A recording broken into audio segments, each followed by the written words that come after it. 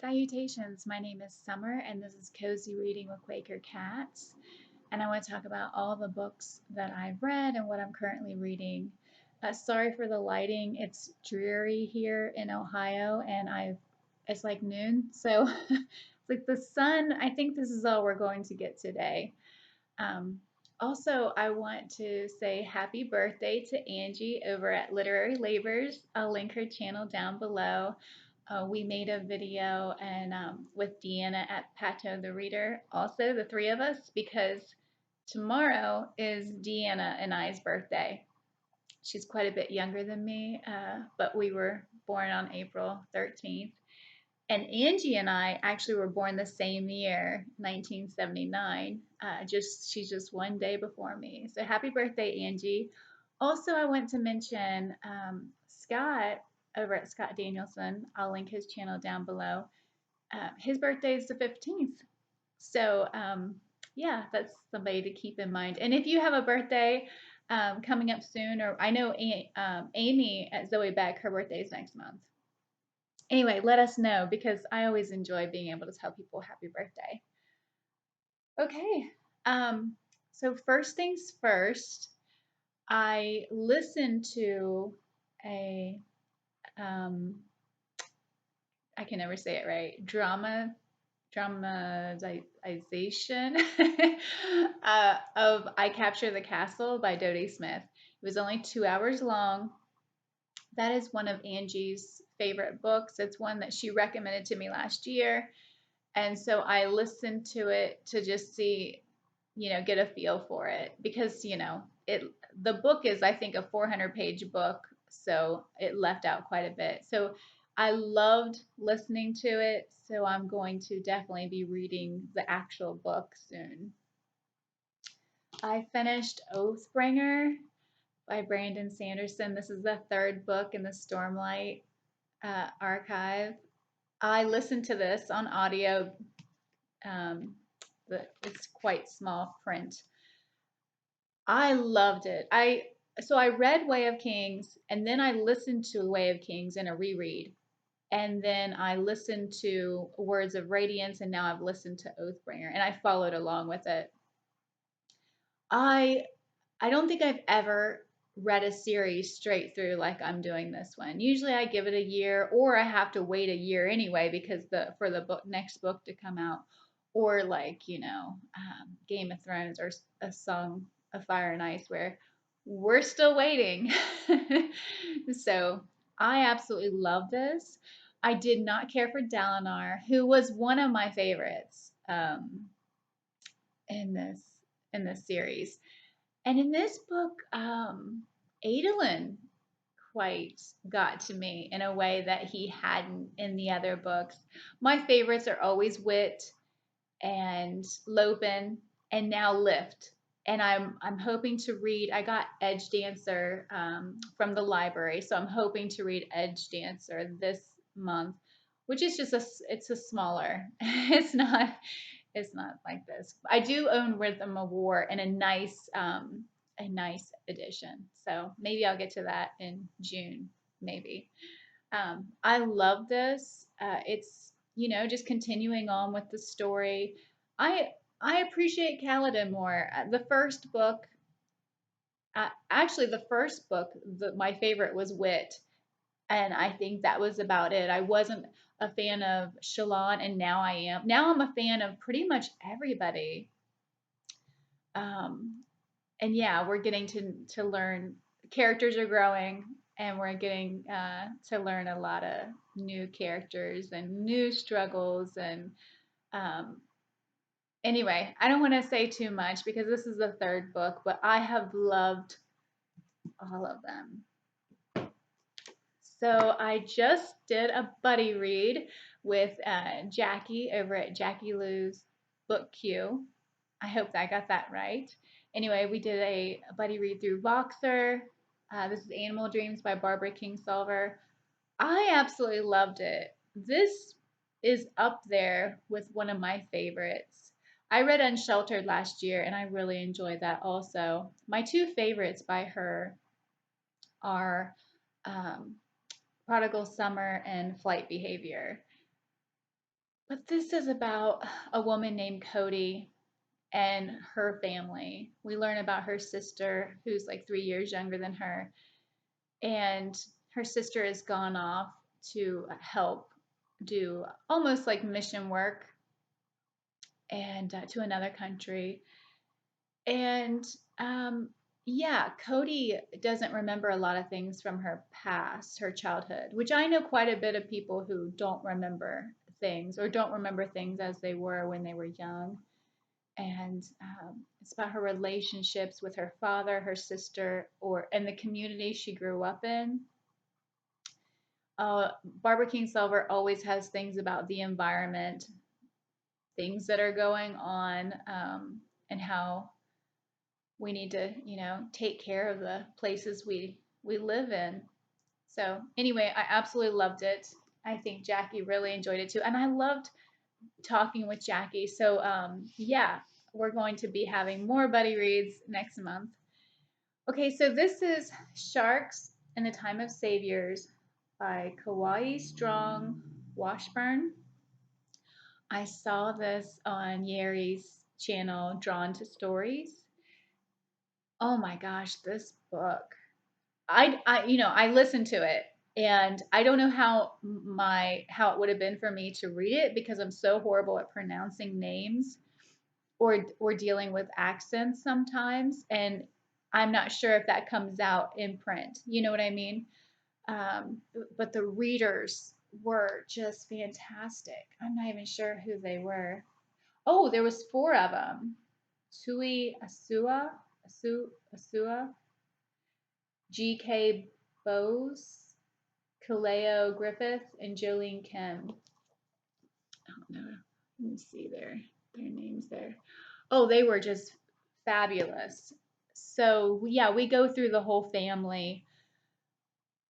The mother starts out the story, and it's very raw in the telling.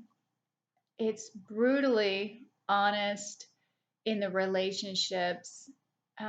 Something happens to the family, and it feels like that was the beginning of a change in the dynamics of the family and the relationships between the siblings and the parents with the siblings. But honestly, I think it happened when that sibling was born because that's how the story starts out with telling about how a certain child was conceived. And this, I believe, now to me, this is magical realism. So if you've read this, actually, I'm not sure. To me, it feels like natural realism or magical realism. It's a natural. It's got sharks in it, of course, and honestly, connecting with the places you live. It talks about the gods. Yeah, it's just I don't want to ruin anything for you, but I'm not sure if I've ever read a book like this before. I thought it was so beautiful. The characters, some of the siblings made me so angry with them. I felt like even though they weren't raised with money, I felt like they were entitled to do things that which if you've read it, I can go into more detail with you. But yeah, that made me very upset with the certain decisions that they made, which I mean, we all have lessons to learn, that's for sure.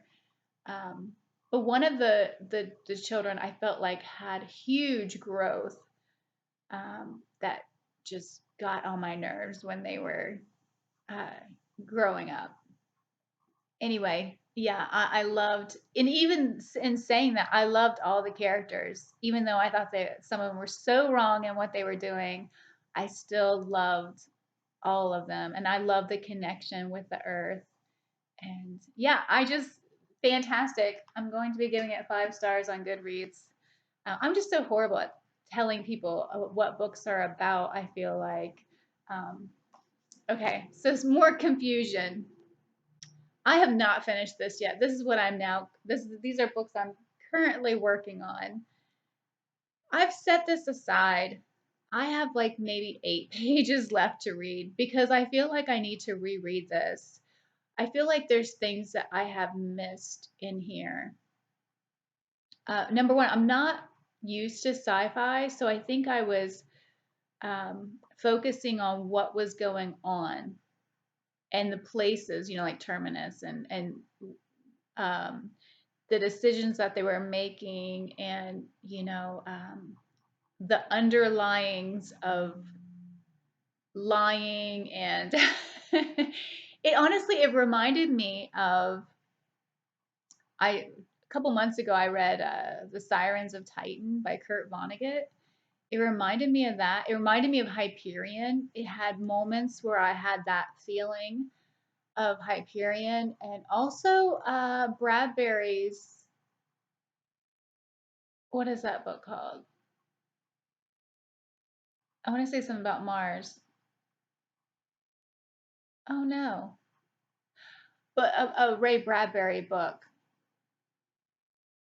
where they go to another planet, and um, yeah. Anyway, I can't think of the name of it. That's going to drive me crazy. But I feel like I don't have all the characters in place. Um, so yeah, I have like 8 pages left. I had set it aside because I thought, oh wait, now who is that again? And yeah, psycho historians also. And then to find out that I don't want to ruin this for anybody. Um, so yeah, that's where I have a hard time too about explaining. There's psychohistorians, and they say an event is going to happen, and they feel like they can shorten the time of like the Dark Ages. So yeah, it's interesting. And anyway, there's so much to it. So I'm going to finish those 8 pages, and then I'm going to reread it before I start the second book, because I love rereading, number one, and I feel like it will. Um, I think I'll get a lot more out of it the second time around. So yeah, I haven't finished this yet either. Track the Cat by Nevada Barr. This is about Anna Pigeon. This is the first book in a series. Anna Pigeon. She is, I like her. I really like how she is with nature. Um, she's like a park ranger, but here's my struggle too. There is so much that's happening. Um, and I get really upset about when people blame things on nature when I feel like it's nature's place. If someone gets killed by a mountain lion, well, they were out where mountain lions are. I mean, I don't want anybody to be killed, but we as humans take up so much space, and I feel like animals need to have their space. So, anyway, yeah. A mountain lion was accused of a murder it did not commit. And now we have rattlesnakes that are being accused that are just being rattlesnakes. Anyway, but I'm thinking there's so much going on in this first one. That's the trouble I have with mysteries that are a series. How are they going to keep it up? Like I was talking about that Joanne Fluke, where it's like, okay, there's 25 books and she has found 25 dead people. There is a problem. And they've already found 2 dead people. So in this book already. And I love this is set in Texas, and I love that because I know quite a bit of the area that they're talking about. Like Carlsbad Caverns. I've been there and have the memories of it because I grew up in Texas. Anyway, I think it's a good book. I have a lot of her other ones, but I don't think I have the second or third. I think I go on to the fourth. So maybe I'll get those from the library.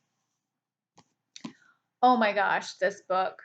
I am loving this so much. I just started it this past week, and wow. So this is Stalin's Soviet Union. And it, murder doesn't exist.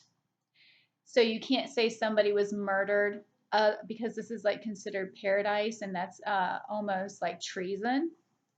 Yet, anyone at any time could say something about you that's a lie, or be forced into saying something or to mention your name, and then you can be sent off to the gulag or killed like that with. So it's that type of life. Anyway, there is a character named Leo. Oh, and you have him and his wife. I think her name's like Riza or Riza. Um, and she married him out of fear because of his position. And oh my gosh, so their relationship started out that way and is now more at an equal footing because of something that has happened. But Leo has went against. Um, he's lost his job and he's gone against what he was told to do because these children are being murdered, and he wants to find who is murdering them. And of course the other people in charge are like blaming, wanting to blame people who he knows are not the murderer. Anyway, it's oh, and it's based on, it has true events in here. There was a murderer who was killing children, and they were trying to connect the railroad, um, the train stops to that, to the murderer. Anyway, I'm absolutely loving this. It's like I said, I just don't want to put this down. And this is a movie. It is following very closely with the movie. And I found the book because of the movie. Tom Hardy is one of my favorite actors, and he plays Leo in here. So I'm so happy it's so close to the movie also. So I am listening to this on audio, The Kingdom of Copper by that author. Um, this is the second book. The first book's the City of Brass. It's about, honestly, it's about a lot of different things. And in this book, I have kind of fallen in love with Ollie, who, yeah, I think the first book I was just so wrapped up in Dada and, the genie type guy, even though I don't think he wanted to be called that. I think that's like I don't remember. Anyway, this is so good.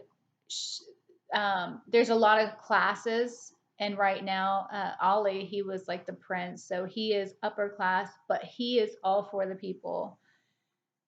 And something horrible happened, which you find out in the end of the first book, and so I can't really say, but it's just continuing on. I believe there's a third one, so I'm enjoying listening to that. The Count of Monte Cristo. I'm still reading this. I am behind. I'm on page 785. I think I'm supposed to be on like 840 or something. As you can see, we every 15 chapters we are checking in with our Voxer group. And sometimes we're just saying, hey, I can't believe this happened. So I can't really talk about this because I don't want anybody who isn't as far as I am yet to be spoiled for anything. This is a lot of fun. Of course, it's a revenge story. Courtney Ferreter, she said it something about the revenge doesn't really happen until page 1,000. I don't know if that's true or not. The only one who has finished it yet, which I think Courtney's getting close. I think she said she had 300 pages left, and I'll link her channel down below. And Amy at Zoe Beck, she finished it last week, the week before. She finished it in the month of March, so she's ahead of the game, and she really liked it. She's the one who I'm thinking she's on the third book of the Three Musketeers series, and I didn't even know that was a series until I watched her videos about it. So anyway, really enjoying The Count. There's so much. I love that we did a buddy, that we did like a group read, because there's so much that's happening, to explain that book, um, to like give a review on it would be so hard. Uh, the tangle web the count weaves, but in a buddy read, it's a little easier because you can say, what's going on here, here, and there, and keep up with it, with talking about it. Okay, so the last book that I am working on, and I'm almost done. I'm on page. Oh yeah, that's an interlude. 317 out of like 367. So this is the first book, and this is the Foresight saga, The Man of Property. I own the second and third book, but I just bought the bind up of all of them. So I'm excited about that. I'm loving this. The character is about the Foresight family drama. None of them are great characters. That's the thing. I can't say I like any of these characters in this first book so far. Um, they think they're better than everybody else. Yeah, I, but I'm loving it. I don't know how to explain that. I'm loving this story. And I know I'm supposed to feel like I'm supposed to not like Soames, but I do. My heart goes out to Soames, and I know I shouldn't. Um, and I don't care for Irene. And what is the guy? They call him the Buccaneer, if I even said that right. Um, yeah, I didn't care for him either. And poor June, which I don't like June either. That's the thing. When you feel sorry for these people, you're like, I don't even know why I feel sorry for them. But it's about the Foresight saga, and Soame buys a house. So he is now considered the man of property. But nothing goes the way that it should go for anybody in here. And there is a father and son. I want to say his name's like Jolie. Uh, I think they call the younger ones Joe. There's a reunion, reconnection with him and his father, which he had like disinherited him. And now that he's older, he is meeting his grandchildren. And so we have that reunion, reconnection with family. And yeah, I'm loving it. So I'm looking forward to the second book.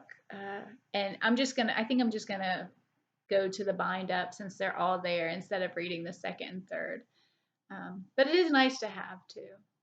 Anyway, I hope you guys are having a great beginning of April. I'd love to hear what you're reading or what you just finished, or if you have any thoughts about any of these books.